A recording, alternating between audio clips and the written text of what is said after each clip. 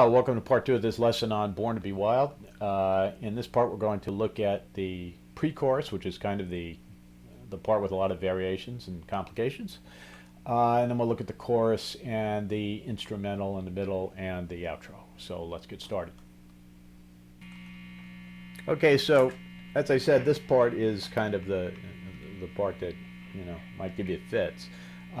It's all built around just three chords, which is a G chord, an A, and an E. So it's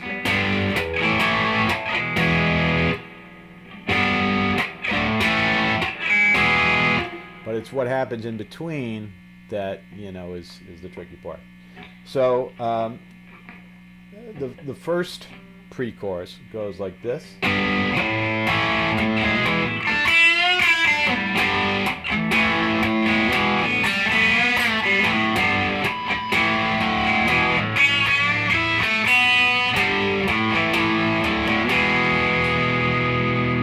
So, and each verse is going to have something that's slightly different in those fills. They're going to all be similar to that. So let's look at the first one. You've just played. You're coming over here on the B string at the 3rd fret, and you're going to play. And then you're going to bend up the B string at the 5th fret, whole step, then come back. 3rd fret, and then G string 4th fret. So it's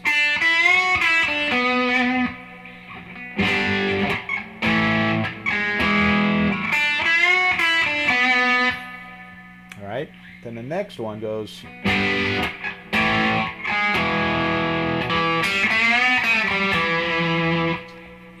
very similar lick. You're just playing it a little bit further down the scale. So you're going to start here on the D string at the 2nd fret, which conveniently you're already at because you just played an E chord, and gosh, there you are. So D string 2nd fret, G string open, G string 2nd fret. So you're bending up a whole step, back down, open, and then D string 2nd again.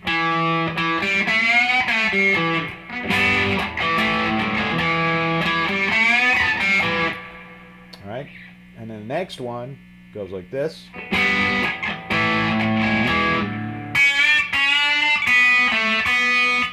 So what you're doing there is you're bending the B string at the 2nd fret up a half step. You do that twice.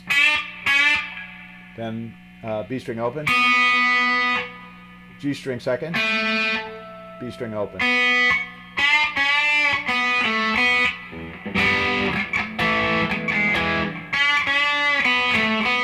And then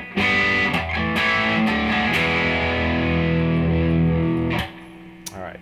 So I'll just cover while I'm at it. I'll do the one that follows the 2nd verse as well. Because what you're going to do after you hit this is you're back to this.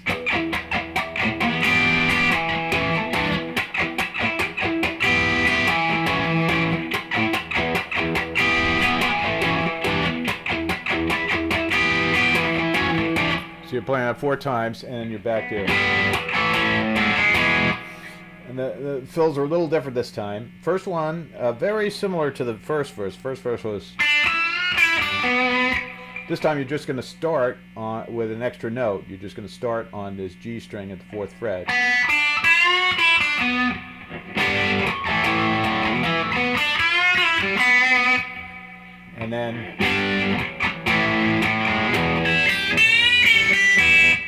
And what you're doing there is you're playing the E string open, E string 3rd fret, E string 5th fret, and bend that up a whole step. Come back down, slide that off. Or you can just, which isn't really the way he plays it, but if you feel more comfortable.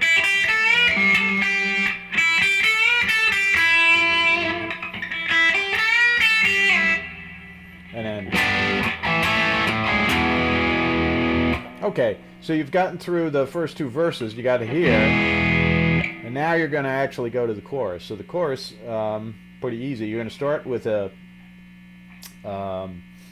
E chord on barred at the 7th fret, the one you started the song with, and you're going to play G bar at the 3rd fret, A, G. So that whole thing is.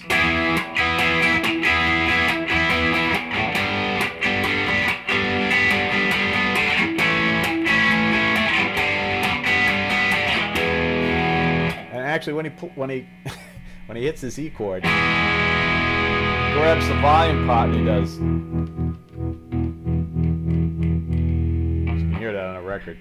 All right, and then the Born to Be Wild part is just a E chord and a D chord, so it's just born to be wild, born to be wild. And then he goes into an instrumental break that's based again on this the E minor 7. You're going to play, this time you're not playing it muted, you're just playing.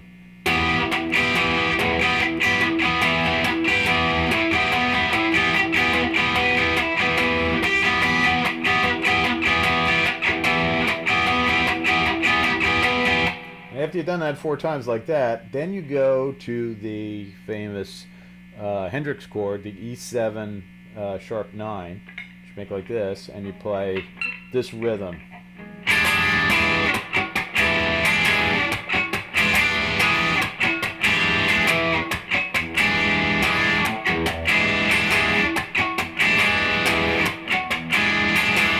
Alright, so that's 4 times. So what you're doing there is you're playing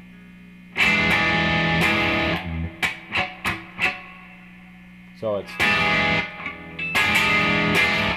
chuck chuck and then back to it. So it's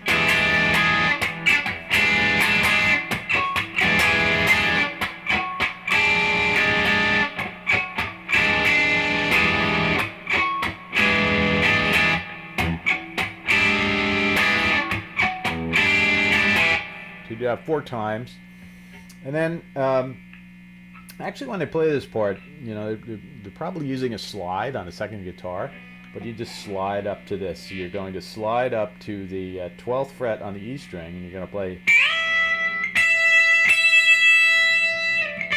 down to the 10th, 9th, and then back to the 12th.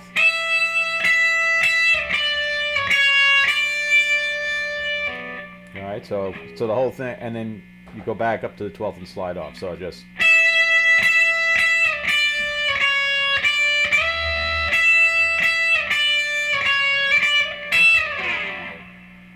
And then you're back into Get Your Motor Running.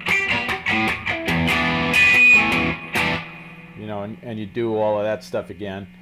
When you get to this, things are a little different, but they're really they're the same licks. You're just mixing them up a little bit differently. So what you do this time through is first you play. That's the one that you started with last time. Then you play. You play that lower one, and then. And so the highest one, the one on the open E string, you play that last, and then you're back to. And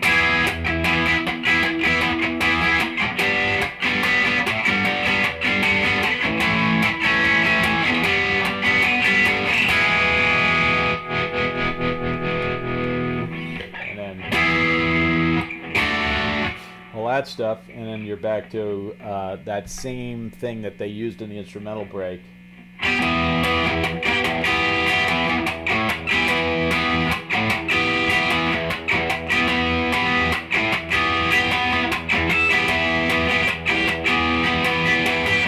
switch to the E7, sharp 9.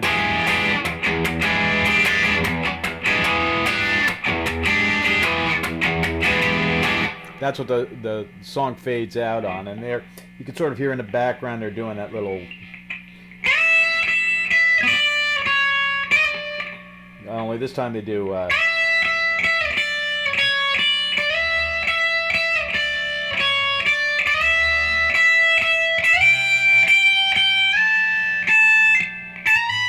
You know, they're just going up to 15th, 17th, 19th fret, and then the song just fades out. So that's pretty much it. A little bit of rhythmic challenge, but pretty fun. Hope you enjoy it. Take care.